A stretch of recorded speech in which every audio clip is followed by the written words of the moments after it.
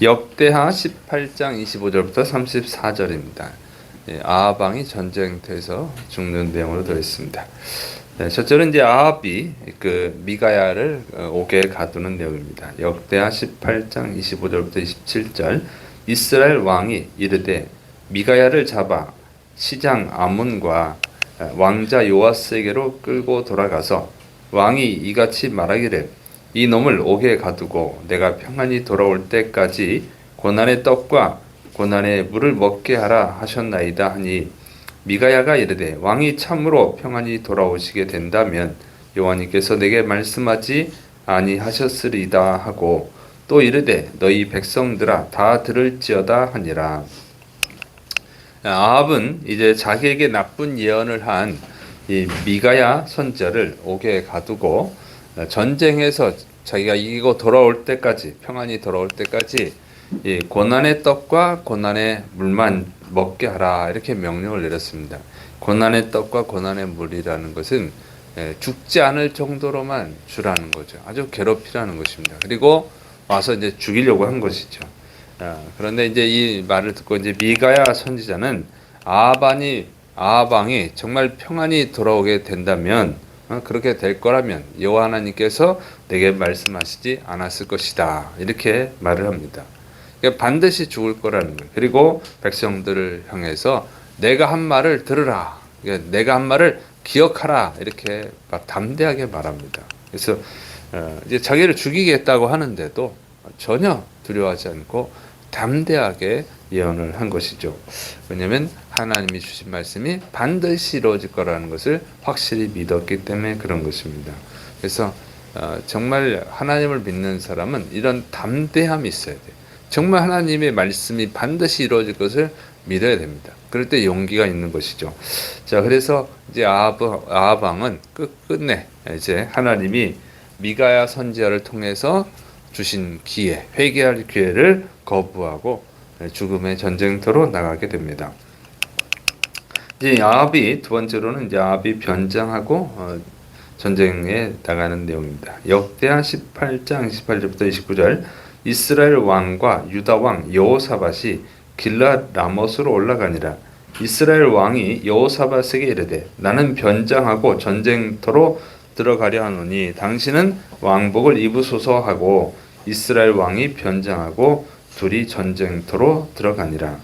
자, 아합 왕은요 이제 이 남유다 여호사밧 왕에게 이제 부탁을 하는 거예요. 이 전쟁터 길랏 라못으로 가서 이제 부탁을 하는 것이죠.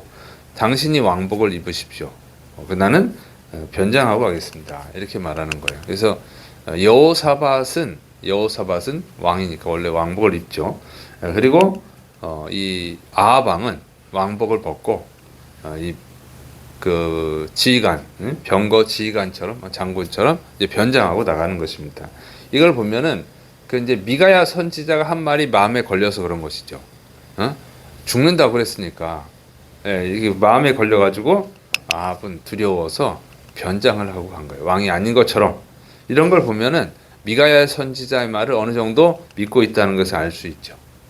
그러면서도 미가야 선지자의 말을 듣지 않은 이유는 뭐겠어요? 왜 전쟁터에 나옵니까?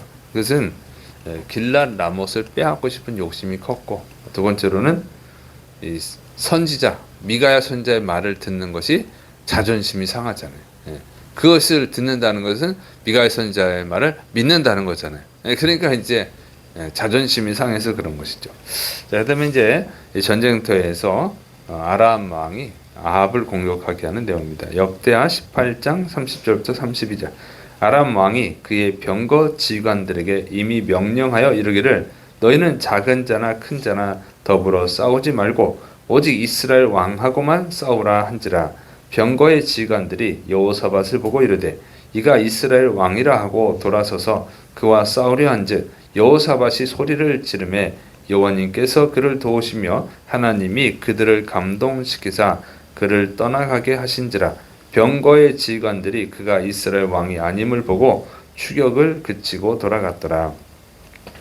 이제 북이스라엘과 남유다 연합군이 이제 길랏 라못 전쟁터에 도착을 해서 이제 전쟁을 하게 되는 것이죠. 그런데 이 아람 왕이 예, 말을 이끄는 병거. 병거는 이제 말을 타고 말이 이끄는 수레에 타가지고 싸우는 거예요. 예, 요즘 같으면 탱크에 해당하는 거예요. 자, 그래서 이 병거 지휘관들에게 너희는 오직 이스라엘 왕하고만 싸워라. 이렇게 명령을 냅니다. 그러니까 이스라엘 왕만 공격을 하라고 하는 것이죠. 그래서 이 병거 지휘관, 아람의 병거 지휘관들이 왕복을 입은 여호사밧 왕만 이제 집중 공격을 하는 것입니다. 이제 여호사밧이 왕복을 입었으니까 저 사람이 이스라엘 왕이구나 이렇게 생각하고 집중 공격을 하는 거죠. 그러니까 이제 여호사밧이 어떻게 돼요? 죽을 위기에 처하게 된 것이죠. 그래서 겁에 질려가지고 막 소리를 질러대는 거죠.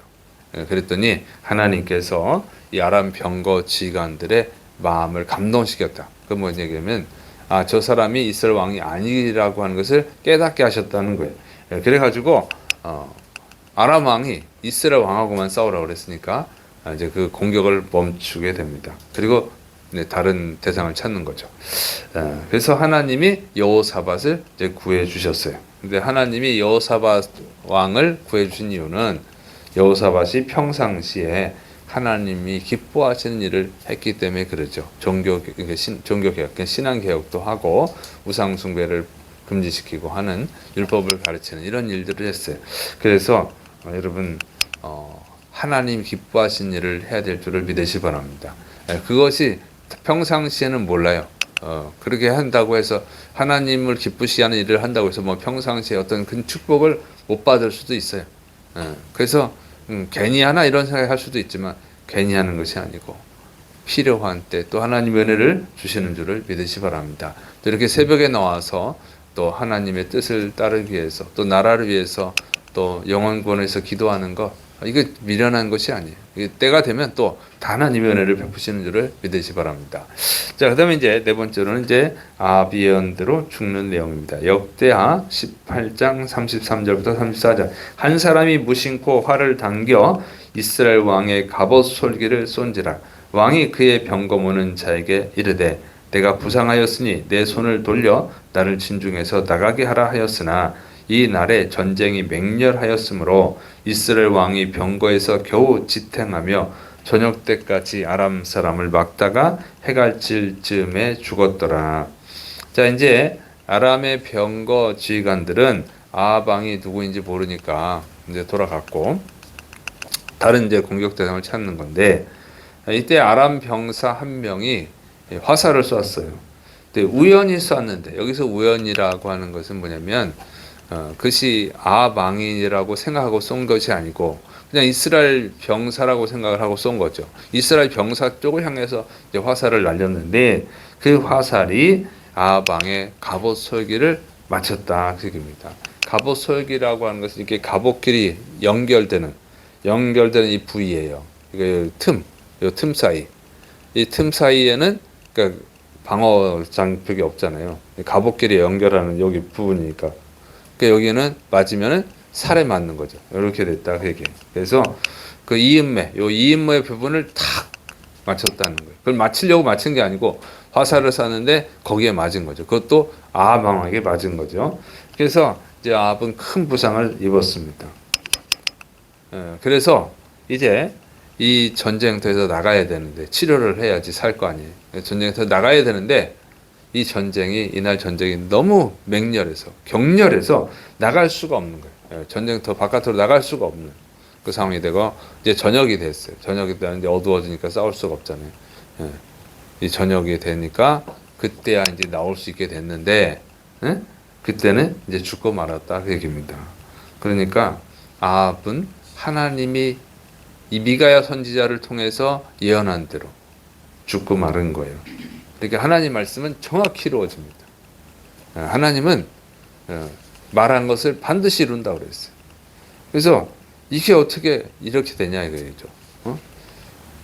변장을 하고 속이고 들어가서 이 아람의 지휘관, 병거 지휘관들의 집중 공격을 받지 않았지만 그러나 아람 병사가 쏜 화살에 맞아서 그것도 어떻게 여기 갑옷 설계에 이음의 부분 그 사이로 딱 정확히 맞춰가지고 죽어버리고 맞고 큰 부상을 당하고 또 전쟁이 너무 격렬해 나갈 수도 없고 그래서 결국 죽고 마는 거예요. 피를 많이 흘려서 이제 죽었겠죠.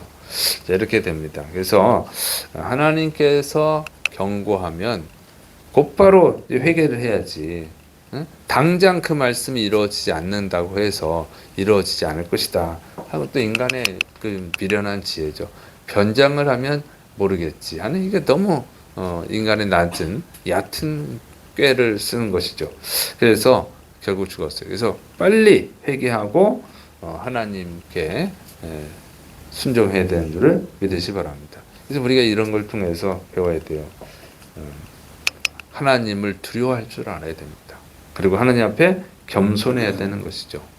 그리고 하나님의 사람이 이 죄를 깨우쳐주면, 그 잘못된 길을 깨우쳐주면 감사를 해야 되는 거예요. 그걸 또 분을 품고 미가야를 감옥에 가두고 이게 다 하나님의 저주받는 잘못을 한 것이죠. 그래서 욕심도 버리고 자존심도 버리고 우리가 예수님 믿고 회개하는 것이 가장 지혜의 길이고 생명을 얻는 길인 줄을 믿으시를 축원합니다.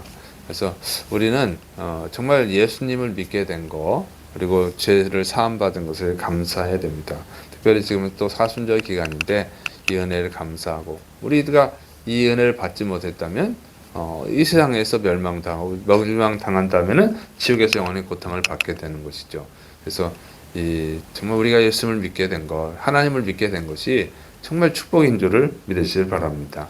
그리고 예수님을 먼저 믿게 된 걸 감사하고 또 아직도 이 진리를 모르는 복음을 모르는 예수님을 모르는 사람들에게 우리가 복음을 전해서 그들의 영혼을 구원해야 될 줄을 믿으시기를 축원합니다. 복음을 전할 때 담대하게 미가야 선지자처럼 담대하시기를 축원합니다. 기도하겠습니다. 사랑이 많으신 하나님 아버지, 우리에게 예수님을 믿고 구원받는 은혜를 주신 것을 감사를 드립니다. 우리가 먼저 생명을 얻었사오니 이 생명의 복음을 또 담대하게 전하는 자들이 되게 하여 주옵소서. 주께서 이루심을 믿고 예수님의 이름으로 감사하며 기도드립니다. 아멘.